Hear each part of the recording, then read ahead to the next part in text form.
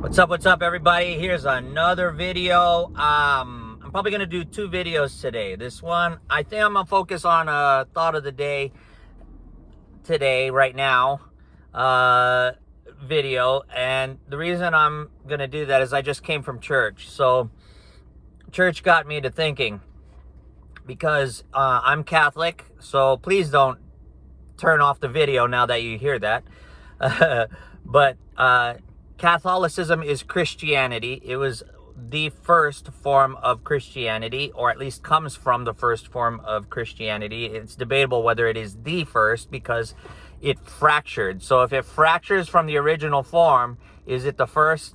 Yeah, I don't know if it's the first. There are other Orthodox religions that are original Christian religions like Catholicism, but Roman Catholicism basically became the primary form of Christianity.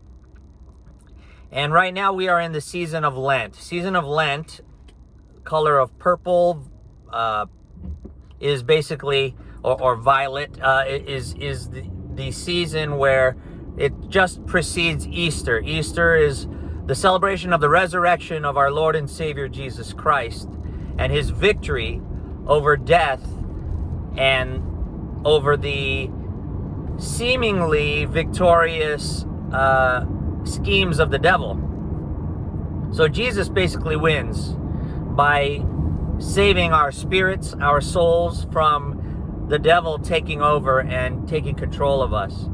And the season of Lent precedes that, where we recognize that that's what Jesus did, that in order for Jesus to save us, he made an ultimate sacrifice as an innocent man. He accepted the death penalty, which was crucifixion, being hanged on a cross or mounted on a cross, so that he can just basically die little by little. His life is sucked out of him.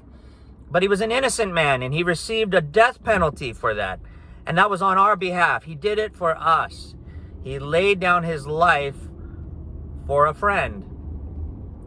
And a lot of people, whether you're Catholic or just any other Christian denomination, they claim to be followers of Christ. You know, I do as well. I'm not going to say I'm the perfect Christian. I'm not going to say that at all. In no way am I nearly as perfect as God. No way. I sin greatly, and I acknowledge that. I just say that I have understanding of what I'm doing, which makes me even more susceptible to going to hell, because I understand what I'm doing wrong. And yet my inclination is still to do the evil that I know is wrong.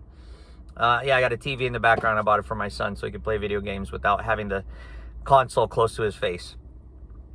But anyway, I just wanted to compare that to, like, in most of my videos, I talk about cryptocurrencies, you know, and cryptocurrencies to me, I firmly believe that Bitcoin is the salvation for the world. In terms of, if you're poor, this gives you an opportunity to invest in something that is a really phenomenal, almost once in a lifetime, definitely a once in a generation investment, where you have an opportunity to go from rags to riches without having to really know anything. You don't really have to have any specific knowledge. I mean, you do have to understand how to invest in the cryptocurrencies, in particular Bitcoin, especially Bitcoin, I should say.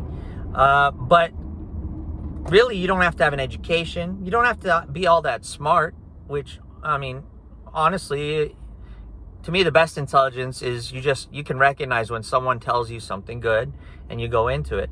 But I believe that it has the ability to save the world from poverty and this strife and crime that goes on.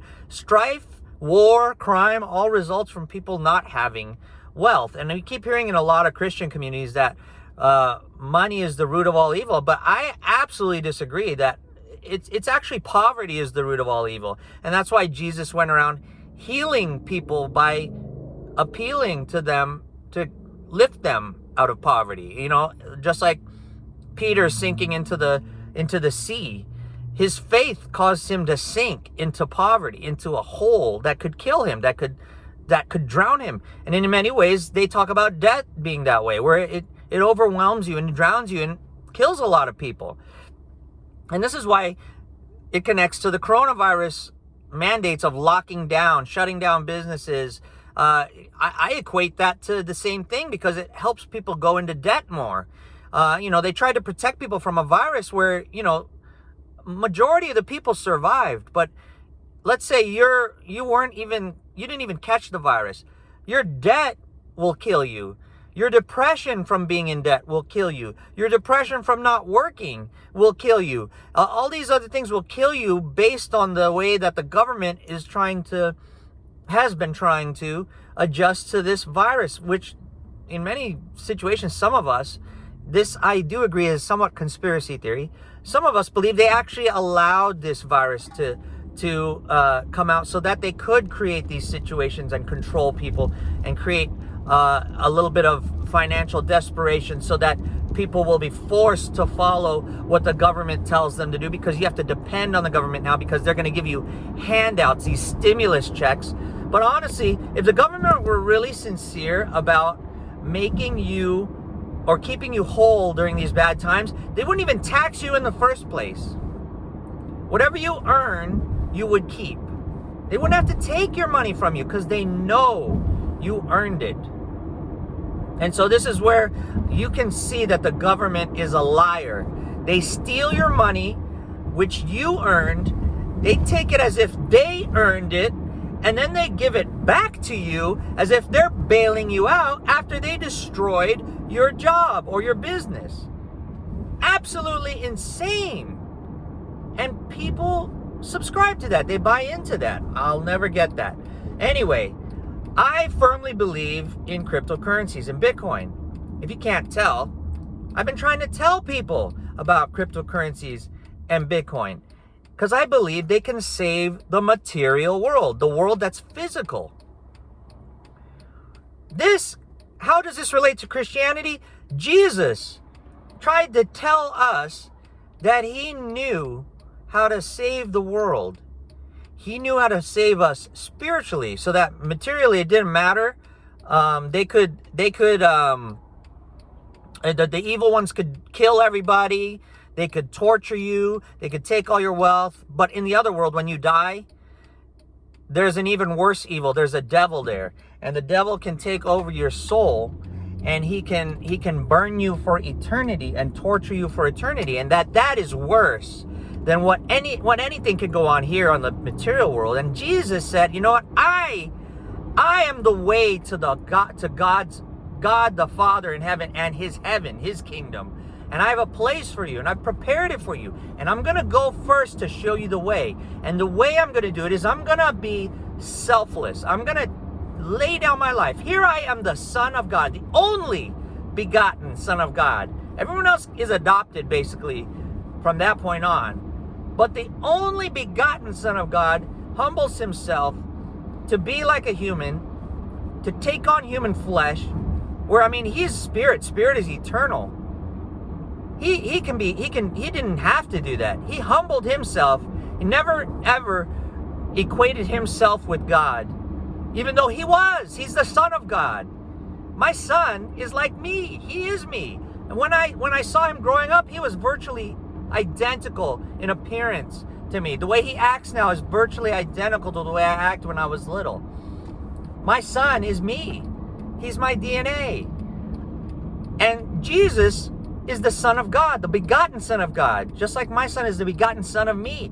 And Jesus never equated himself with his Father. He equated himself with those he was trying to save. He equated himself with those who have sinned against God, who committed the crime.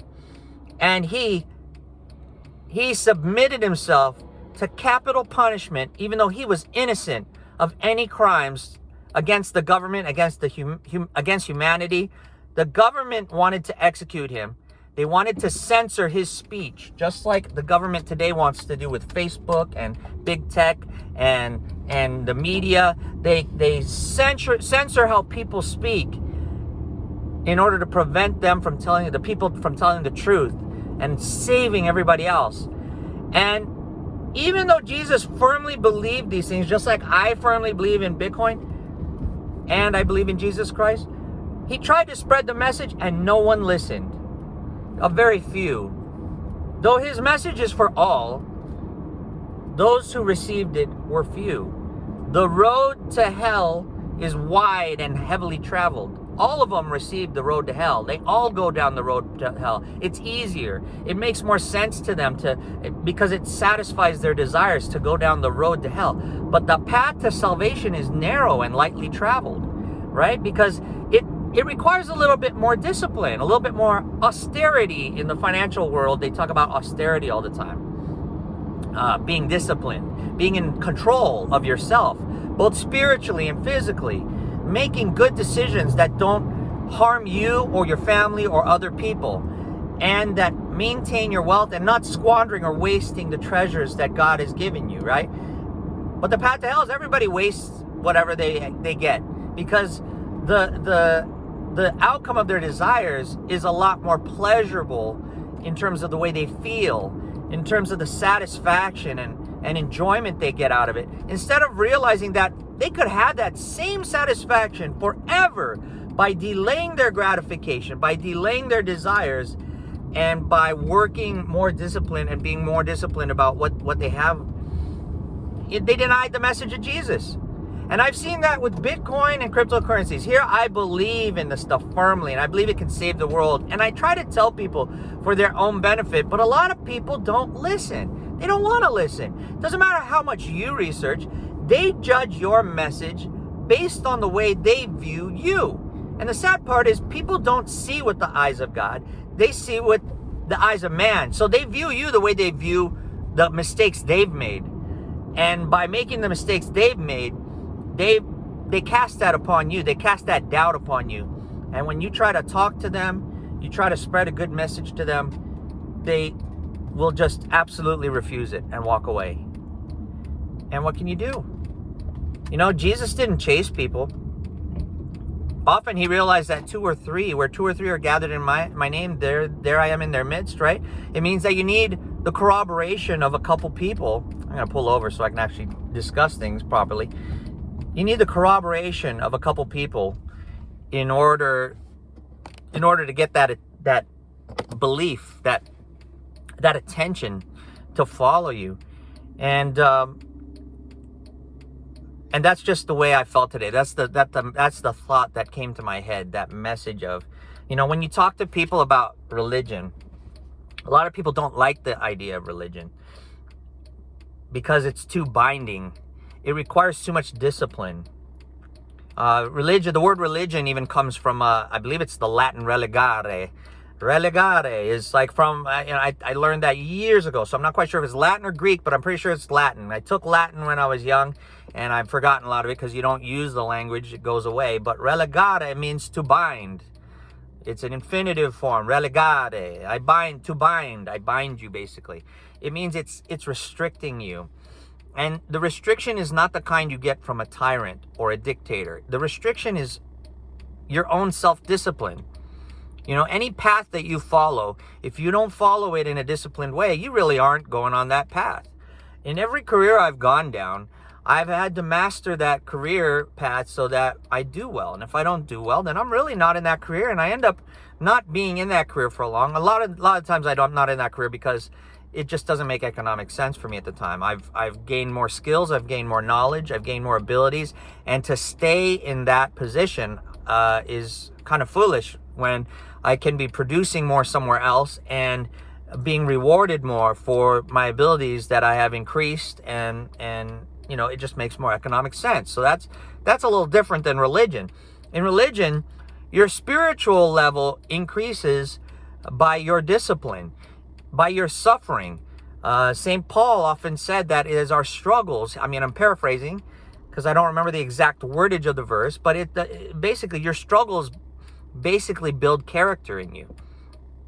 And this is kind of what I talked about the other day in one of my other videos. I believe it was a Thought of the Day video, where we live in a decentralized world where we're gaining more power, we're gaining more freedom, we're gaining more abilities, independent from centralized authorities that decide everything for everybody else below and make you do things the way they see better. The pyramid with the tear on it and the eyeball on the top, that's those people, the Illuminati, those all-seeing eye people who think they know what's best for you, so they're going to decide for you what's best for you, even though they don't live anywhere here. They live in their own world. They live in the chalet up in the mountain in the Swiss Alps of Switzerland, and we're living in the ghettos. I mean, I don't live in the ghetto, but I'm saying compared to that, I live with a bunch of people like a sardine packed in a can, and basically everyone's struggling to get out of that can and to get a breath of fresh air, and they're hurting each other in order to do it. But these people up here don't have to worry about that because you're not anywhere. You can't even attain where they are. And so they believe they know what's best for you. And what's best for you is what's best for them, really, is to keep you down here so you don't ever get up here to start breathing their fresh air and to start struggling for space in their area. And I talk to a lot of people about Christianity. They're like, I go, I'm Catholic. I don't believe in religion. I'm spiritual. And I want you to really think about something. You really don't understand what the word spiritual means. Spiritual is something that you've gotten from Buddhism, which is not really a religion. Spirituality in your mind is that you sit there and you feel more relaxed, more at peace and understanding of the way the world works. But the reality of it is, what does spiritual really mean? Spiritual means anything of the spirit. Anything, good or evil. The devil is spiritual. So I want you to think about that. When you say you're spiritual, the devil is spiritual. So why do I bring this up? A lot of people think religion is a joke, and they think faith is a joke. Honestly, I think faith is an exercise in future fortunes, basically. Because what happens in the spirit, let's say everything about religion is a ruse. It's a con. It's a false story. There is no heaven. There is no hell. When you die, you're just dead. But what you're doing inside yourself is you're disciplining yourself to attain something you don't have. You don't have death yet. You're not dead yet. So you're disciplining yourself for a world that you think exists on the other side. But if it doesn't, who cares? Because it's the same things that you discipline yourself for here on earth that help you to attain the wealth, prosperity, love, affection, and heaven that religion talks about, or Christianity in particular talks about on the other side. But you have it here on earth. And that's the beauty of one of my favorite prayers in Catholicism is the glory be. Glory be to the Father, right? Father, Son, and to the Holy Spirit. Glory be to God, as it was in the beginning, is now, and forever shall be, a world without end. A world without end, does that mean spiritual world? Or does that mean physical world? It's not specific. It could mean both. And so, would you rather err on the side of, okay, it's a con, but it teaches me to be successful. It teaches me to be loving. It teaches me to get along with the rest of society and to help other people when they're in need. Or would you rather err on the kind of con where it's like, okay, I believe in this kind of con, but it's going to steal all my wealth? See, religion doesn't do that. Religion promises you something beautiful in the future, and it helps you attain it if you truly want to learn the discipline. And the way of the cross is a disciplined way. Yesterday, I showed you I bought this TV for my son to play video games because I moved to another city. And yesterday I bought a console table for this TV. And the console is going in his room. It's upstairs, like the third floor, okay? So I had to carry that console thing up the floor because I don't want to pay somebody else to do it because I know nobody else cares about my furniture like I will, even though they're insured. Why if they damage it, should I just go use that money and buy something else? No. I might as well just carry it up myself. I'll take care of it. I get the exercise, and I'll be careful where I carry it. I won't damage it. I won't damage the building. Nothing. So I don't need the insurance. I don't need to waste my money on that if I do it right the first time. That's something I learned in military school. If you do it right the first time, it saves you the time of having to do it again. Right? So anyway, I'm carrying this thing. It's all wood. The thing's over 100 pounds. I carried it up 3 flights of stairs to get it to that floor. And by the time I got it to the top floor, I was spent. I was burned out. And I immediately started to think about Jesus carrying the cross and how that table that I was carrying is nothing. Nothing compared to what Jesus carried on that crucifix. I mean, the size of wood that he had to carry had to bear his own weight. So it had to be large. And wood that large, back in the old days, don't tell me that was kiln-dried wood, that kind that they use for furniture. I don't believe they had that kind of technology at that time. I believe that wood was full of moisture, full of tree sap. It was heavy, sturdy wood. I think of Lebanon in the Middle East, where they have the cedar wood, okay? The cedars of Lebanon, right? That's a big, strong tree, big, strong wood. And if they put them on a cedar, I mean, I don't know exactly what the cross was made of. Maybe I should research that as a Christian. Now that I talk about it, it's an interesting topic to bring up. Maybe I should find out what kind of wood was the crucifix made of? Was the cross made of that Jesus was hung on? That's why we talk about the tree on which Jesus was hung. That must have been heavy. And he walked a street up a hill carrying that cross towards the end. I mean, he couldn't even do it. Why? Because they were beating him on top of that. They were beating the man. The Son of God disguised as man. They were beating him. And he had to carry that heavy wood all that distance up a hill where he was to be crucified. And I think about that. I could barely carry that over 100-pound piece of furniture. But what if that cross was like 200 pounds? I used to work in the seafood industry, and I used to get yellowfin tuna that I would receive in shipments. Whole body yellowfin tuna, frozen, because it was shipped straight from Hawaii or from Japan, where I had to prepare it for customers. And one time I got a 230-pound tuna, and at that time we were super busy in the store, and I had to receive it from the shipping company, and I had to carry it and pack it in ice, store it, so that when we were ready to prepare it for either sushi or sashimi or just fresh cutlets, so that people could purchase it for whatever they were going to prepare, it had to be ready. And usually I had my crew ready with me. Now I had my second in command, my assistant supervisor, and a couple other guys that would help me carry that stuff. And that day everyone was busy, because I believe it was Easter actually too, about that time. And everybody was coming in. The Russians and the Greeks were coming in for oysters. Everyone was coming in for seafood at that time, especially during Lent. Lent is a time when we deny ourselves meat, because Christ denied himself his own flesh. We are asked to make that kind of a physical sacrifice during Lent, where we deny meat on Fridays. And so the seafood department was very busy. So I do believe, it was Lent. It was just before Easter, and everybody was in that day. And I received a 230-pound tuna. And trying to carry a 230-pound tuna by myself, put it in a box, ice it up, then lift that box now with ice, put it on a shelf in a freezer or in a refrigerator so that it stays fresh, so that when it's time to prepare it, that meat is in good quality. I'll tell you, that was a feat like I've never experienced before.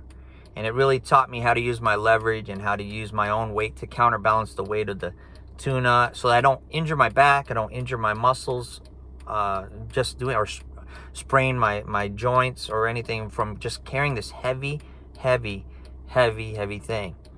So weight is something that I constantly think about. And so it really brings into perspective the sacrifice that Jesus did for me. And Jesus is not a ghost story. Everyone thinks Jesus is a ghost story, but we have Roman census statistics proving that Jesus and his family existed in the physical realm. This is not a ghost story, this religion stuff. So truly consider what it means for you to be spiritual and what it means for you to be religious. Religious people are disciplined. Religious people are wise because of their discipline. Discipline brings wisdom. Discipline is like studying. Discipline is following what you study. Discipline is adhering to what you've studied forever and continually studying. It's keeping yourself on a path. And no matter how heavy that path is or burdensome that path is, you have to get to the end result. Jesus carried his cross to Golgotha, the top of the skull, the hill of the skull, basically. I carried my furniture, that heavy thing, up to the top of the stairs because I needed it up there. Otherwise, I would have had to pay both through my physical exertion and then monetarily to somebody else to do the task for me. And I'm not that type where I want other people to do it for me. And then when I was in the seafood department, there was no one to help me. So I had to carry that tuna in order to get it in the freezer. I'm not going to leave it out in the sun so that it rots and I waste that money that my employer paid for that product so that we could cut it up, multiply it, be fruitful and multiply, and feed other people. I had to get it to the end point. And so bearing the weight is not as important as getting it to the end point. If you think about the weight all the time, this is a problem with leftists. They only focus on the weight of their burdens. They never focus about the end point. They're only concerned about what hurts them at the moment. And so it causes them to quit. It causes them to deviate. It causes them to leave the path that can lead them to a more prosperous, profitable, rewarding future or destination. Because they're so stuck in the present. Their mind is only in the present or in the past. It should be all, past, present, and future. It should be all encompassing. You should know where you're going. You should know where you came from, and you should know where you are. And that will be true spirituality because you're binding. Relegare, you're binding all together. My God is Alpha and Omega, beginning and end, first and last. He's all encompassing. And so that is what I strive to be like. I'm not there yet, but I know a lot of people who are nowhere near where I am. They're worse, way worse off. And our world reflects that. If you want the world to reflect heaven, we all need to become more disciplined. We all need to become less spiritual because the devil is spiritual. Anybody's spiritual. Anything is spiritual. That as long as it has life in it. It's all spiritual. But not everything is disciplined. And not everything has a path. And the way of the cross is my path. What's your way? With that, if it's your first time here and you like the things I'm talking about, go ahead and hit that subscribe button. Make sure you hit the bell notification button and set it to all so that you get all the things that I post. More importantly, if you think that there's someone else that can benefit from what I'm talking about, please share my videos. I'm being limited in what I can share by big tech. And really, I don't care. Honestly, the more they limit what I can share verbally, they increase the amount of what I'm able to do physically when I walk and I work and do other things. My works increase when my words decrease. So that's okay. Go ahead and limit my speech. I'll beat you guys in another way. And that's how tyrants fall, always. There's never been a completely successful tyrant ever. They don't last. They fall eventually because they're limited by life or they're limited by their ability to stop people. People are innovative. They will always find a way. And so go ahead, censor me. Make me upset too that you censor me so that I am more motivated to work harder in other ways. And I will accomplish my goal in defeating you in that way. But hit that like button if you like what I'm talking about. And if you want to support me, I've been demonetized also by these platforms. I have a lot of affiliate links down below. I also have donation links for cryptocurrencies. If you see a product or you want to donate and you want to support me in that way, I appreciate all donations and all support that I get from my subscribers and followers. And once again, my subscribership is increasing. For a while, because of the censorship, my followership has decreased to almost to basically zero, and I've had to rebuild this channel. But now it's starting to rebuild again, and I'm enjoying that, and I appreciate all your support. And if you've listened this far, dang, I really appreciate it. I talk a lot, and and I appreciate that you're willing to tough through all of that with me. So with